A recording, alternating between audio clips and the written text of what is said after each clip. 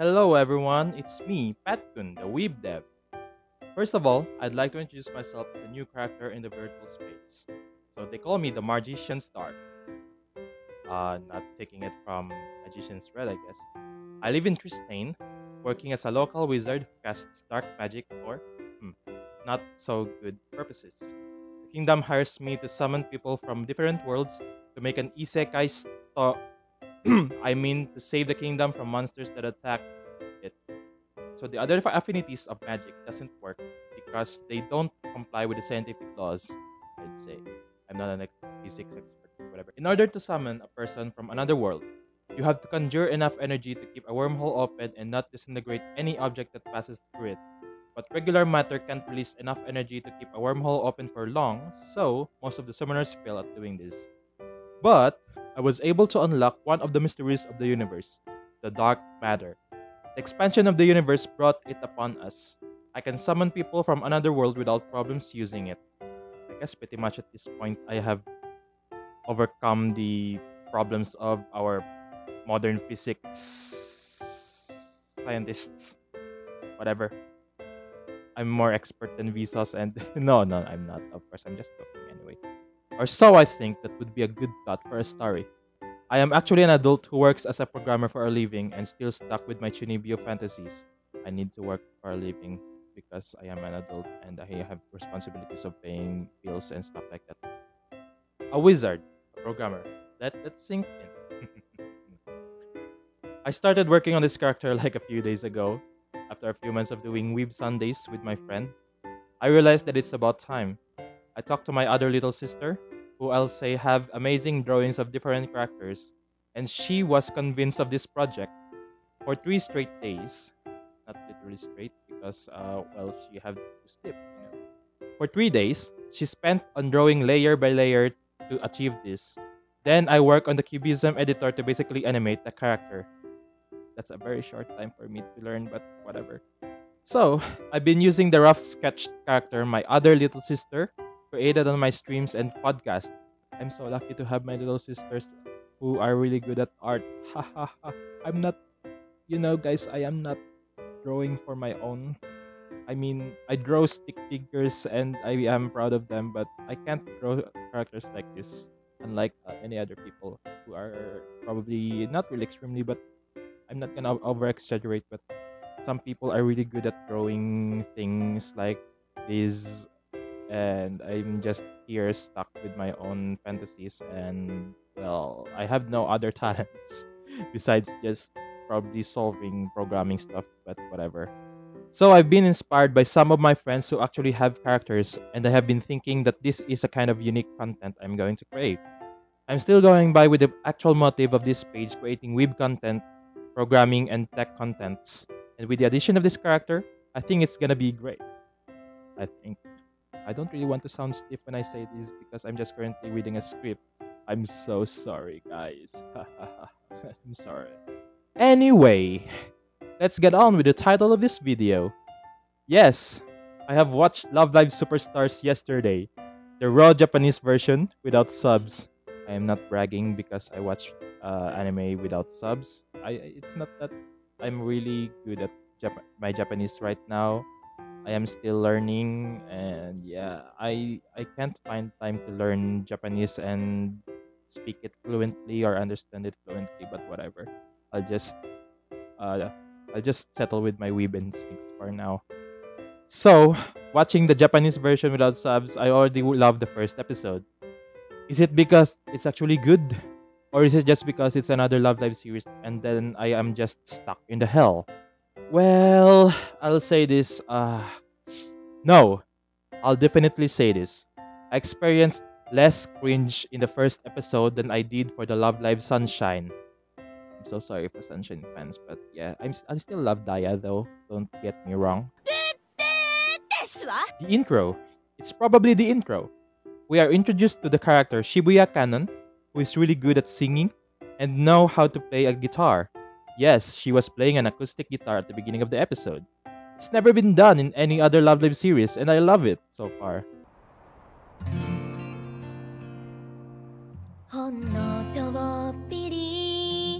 So Canon is a really good singer. But the problem lies with her stage fright. She passes out every time she begins to sing on stage. Shibuya-san?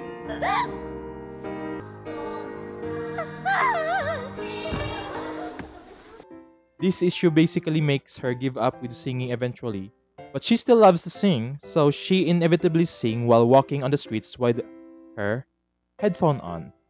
I'm sorry if I love that line because I don't want to edit anymore. I'm sorry.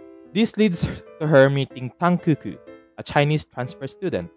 She was intrigued by Kanon's singing voice, and she eventually recruits her for her school idol group. Tankuku literally went to Japan because she wanted to become a school idol. If you really ask me, Tankuku basically presents all of us who are not really Japanese but want to become school idols, right? I am a man, but I don't have the talent to become a school idol, nor even the talent to sing or whatever you call it. But Tankuku, a Chinese student, becoming a school idol. Isn't that amazing? But Tankuku is not probably the weeb character that I thought she is, because the character herself is supposed to be a half Chinese, half Japanese. That makes her a half otaku, I would say. But her Seiyu, Liu, who is a Chinese cosplayer, is an actual Chinese, I believe. I don't think she has a half Japanese blood or something like that. She is a pure Chinese, which makes her a literal weeb of Love Live of the Love Live franchise. Probably Liu has been a fan of Love Live for long. I don't know. I only discovered her since Superstar. I'm so sorry, Liu fans. But yeah, I only discovered her recent. But yeah, that makes her a weeb, an actual weeb who became a Love Live Seiyu. I'm so proud of her. She presents all of us who are weebs who and can't become a school idol. So, Canon kept denying her as she rejects that she loves singing.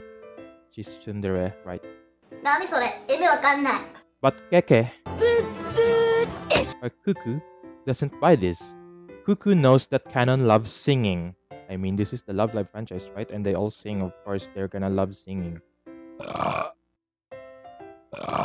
And so, we are slightly introduced to other characters like Ren Hazuki, Yana Sumire, Arashi Chisato. So Ren Hazuki seems to be a strict student. I'm not really sure if she's an actual student council president or a Seito Kaicho, or probably a member. Thinking about it, they are still first years, probably in the first sem because they just introduced themselves. So she still needs to build a reputation to become a president. Hiyana Sumire is, how do I say this? This is just based on the anime, not from the other mediums of Love Live, of course. But Yana Sumire gives me that snub kind of character, or attitude, I would say. She probably is hiding something from this facade, which I took from her character introduction from outside the anime. It's kind of hard to explain, but all I can say is she makes this facade of not wanting to deal with things like becoming school idol and such. She doesn't want to deal with bullshits like that because she is a Hyohane probably in disguise. Arashi Chisato is a childhood friend of Kanon. She seems to work on a part-time by selling takoyaki. I'm not sure if she just works or her family actually owns the takoyaki stand. I don't know. For a character who loves round things, selling takoyaki or loving it is really in her character, I'd say. God, I want to eat takoyaki. I haven't mentioned this, but Kanon's family owns a cafeteria? Yeah, of some kind. I'd say they kept the trope of having the main characters have a family who owns a certain servicing workplace. Not sure how to describe it. Like, we have Honoka's family owning a bread store, we have Chika's family owning an inn. This time, Kanon's family has a cafeteria. It would not surprise me to see her father waving off the camera without showing his face. No, it hasn't occurred yet, just so I'm clear. But eventually, we'll see him. Probably. Just so we're clear, Nijigasaki is probably on a different universe. I don't know. They are basically variants or whatever. Loki spoilers. So, what I'm saying is that unlike the School Idol project and the Sunshine and also Superstar, Nijigasaki has a different trope of making basically solo idols, I'd say.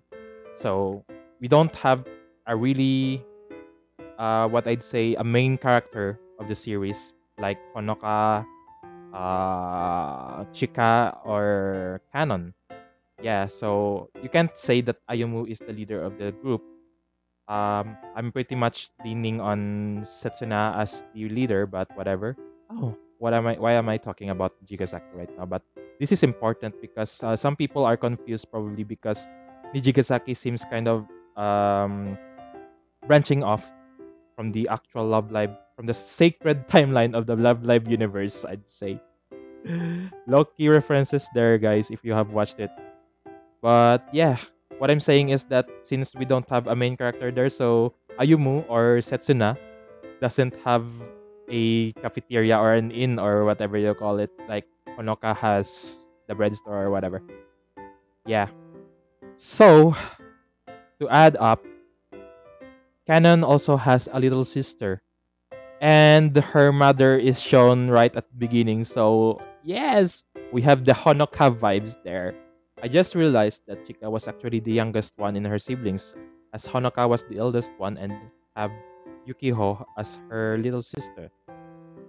Anyway, going back to our topic, which is the Love Live first episode, or the Superstars first episode, I really kind of feel bad for Canon, I'd say, because she is an extremely talented singer. Am I over exaggerating there? But whatever. I just really love Canon's singing voice. Probably compared to Honoka and Chika. Oh no, someone's gonna attack me for this. Oh no. Oh no! Anyway. But I'm gonna be honest, guys. I really love Shibuya Canon's voice. Props to Date Sayuri there. And the fact that Canon Shibuya is playing a guitar, an acoustic guitar, it changes my view for Love Live.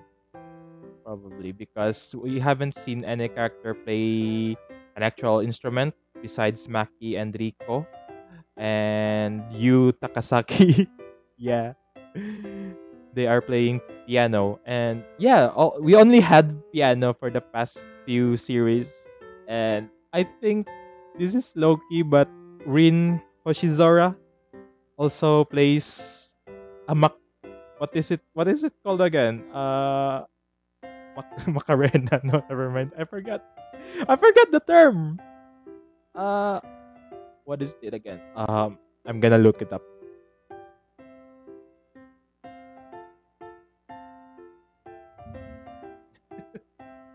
Ano ganito? Maracas. Right, right. It's maracas. What the hell? What? Why could I forget it? Yeah, and we haven't seen any one of them playing an actual guitar or maybe a drum or something like that. This is not K-On or Bang Dream after all, so yeah, they are dancing most of the time, and yeah, it's just surprising that they produce these studio grade songs without having a studio. But you know, this is anime, and we shouldn't be questioning its logic. But whatever, you get it. You get what I'm saying, guys. Anyway, there is a certain scene where Shibuya Canon was walking in the streets of Harajuku. Yes, they are set on Harajuku basically. I don't know. Right from the first part of the episode, Shibuya Canon has been walking on the streets of Harajuku going to her school. I believe it's Yuigaoka, right? Yuigaoka. And as she was walking on the night, she stops by to listen to someone who is kind of singing from her room. And my prediction is that it's actually Sumire. Yeah, not Sumipe, but Sumire. Not Sumire Oyasaka. It's Hiana Sumire. Galaxy! Anyway, since Canon is kind of battling out with the Seito Kaicho. No, she's not a Seito Kaicho probably. But yeah, she was kind of fighting with Ren Hazuki. Well, not fighting.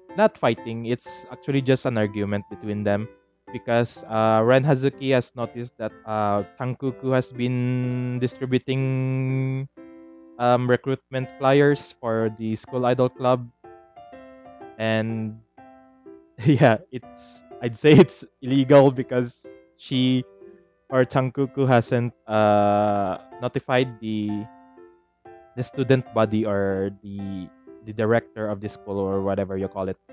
Ren Hazuki appeared when Tankuku was trying to recruit Canon to become a member of her school idol group.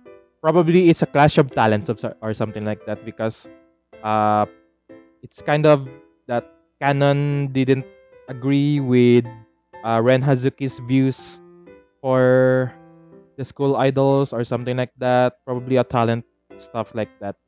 Which leads me to the next scenes where Canon herself is trying to recruit or rather asking people if they are interested to become a member of of a school idol group, not the school idol group but a school idol group. So yes, and eventually Canon encounters Sumire on the hallway. They are classmates anyway, so they already encountered with themselves on the classroom. But yeah, they encountered on the hallway, and Canon asked Sumire if she is interested to join the school idol. I kind of get it now. Probably that Canon is just helping Tangkuku to recruit school idols as she doesn't want to join it. Or yeah, she just probably feels bad for Tangkuku. I don't know. Because Tangkuku is so, I'd say, passionate about school idols. She desperately wants to recruit people, and because of the encounter with Ren Hazuki, Canon really wants to make Tangkuku's dream come true. Probably it's a pride thing too, I'd say. And since that Ren Hazuki has scolded them for trying to recruit people for their school idol group, they just hide from her on some parts of the anime, I guess. I think it's on the trailer itself where they kind of tried to hide from Ren Hazuki. Probably Ren Hazuki was looking for them. So yeah. Anyway, the last scene. I couldn't talk about this on the Weeb Sundays last night. I'm so sorry, Sarah and Yukiko. Um, because it's gonna be a spoiler. I don't want. I mean I don't know how to describe the last episode, to be honest. So yeah, all I spoiled was that they have an ending song like that gives the Kimetayo hand in hand vibes or the Susume tomorrow. But here it is. At the end of the day, before the sunset. Yeah, this is a sunset scene, I'd say. Canon was going to leave Tangkuku, probably give up helping her on the school idol thing. But Tangkuku still believes that Canon would probably join. And the scene, oh my god, this scene, I'd want to describe this. So Canon was walking away from Tangkuku, ignoring her, the rest of her words. She wore her headset, and I was going to cry because she's gonna leave my best girl there. Oh my god, I'm sorry. Yes, Tangkuku is my best girl. Initially, I don't know. It's probably going to change, but whatever. The point is that as Canon Shibuya was walking away from Tangkuku wearing her headset, not listening to her bullshit, Canon probably is having a flashback of some kind or something like that. Thing is that she is thinking, yeah, as she walks away to the gate of the school, she stops by and think. Then she runs back to Cuckoo. And this scene makes me so happy. Well, this is a Love Live series, and I know that it's going to happen anyway. Like, of course, they are going to become a group because this has been established right from the beginning of Superstar as a franchise. But still, the scene makes me warm hearted, I'd say. Because Canon is realizing some things and goes back to Cuckoo to join her school idol bullshit. And yeah, we have the feather scene again. I'm so happy as a Love Live fan because this has been a trope right from School Idol Project. Let's call it SIP at this point, my god. So yeah, right from SIP, we have those feather things, and also Chika Takami also had this feather scene as they leave from Tokyo. And now it's gone back. It's back. The feather is back, my boys. So, my boys and girls, why am I judging? No, I'm not judging. I'm so sorry. And then, yes, the last scene. Shibuya Canon throws away her bag and started singing. And get this, guys, because at this point, I know this is already a spoiler video, and I'm pretty sure that you have watched the Raw video probably. Not waiting for the subs. I don't know, but yeah. Shibuya Canon sings, and everyone else joins on the PV of some kind. I'd say this is a PV, of course.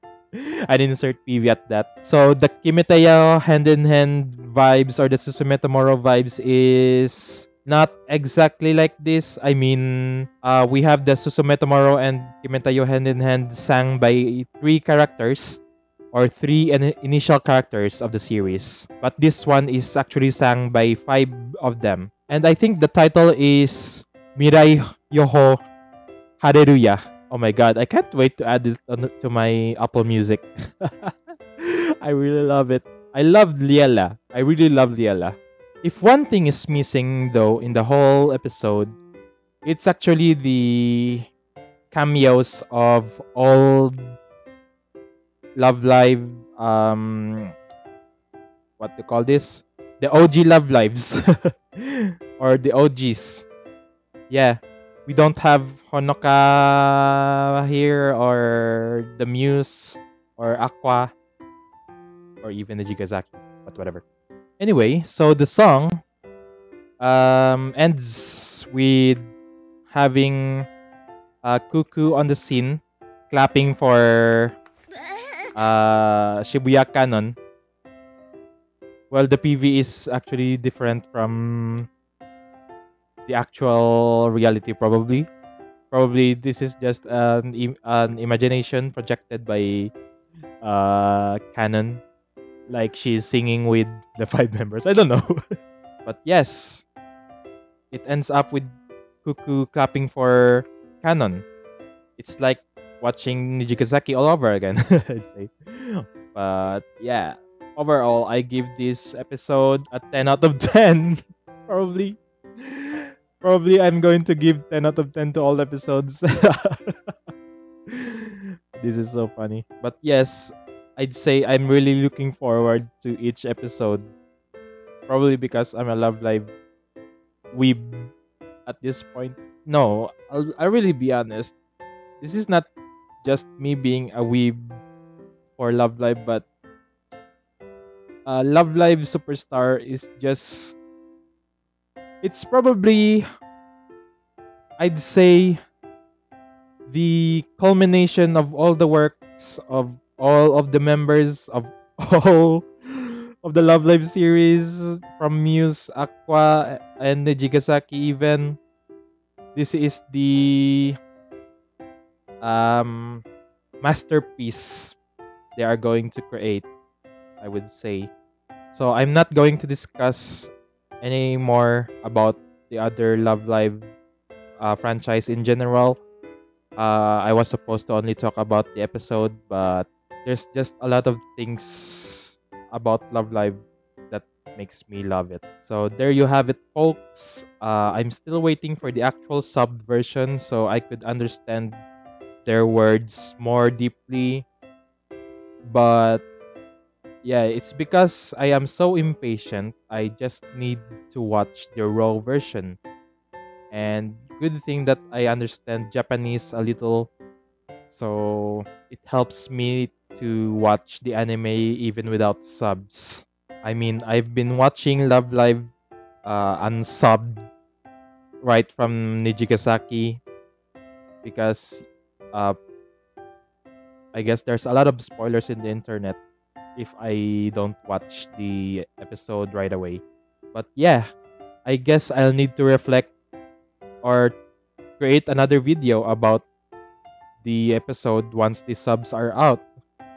Probably if I missed some things or if I had some things right despite not understanding some of the words there. So if you've reached this point, it's probably either you skip or you actually listen to the whole thing. So either way, thank you guys. And of course, if you really skip, please watch the video. I recommend it because I'm just giving out my opinions on the first episode, basically. And since this is a spoiler heavy video, be warned. That is if in case you haven't watched this. So thank you very much, guys, and see you again on another video. Goodbye.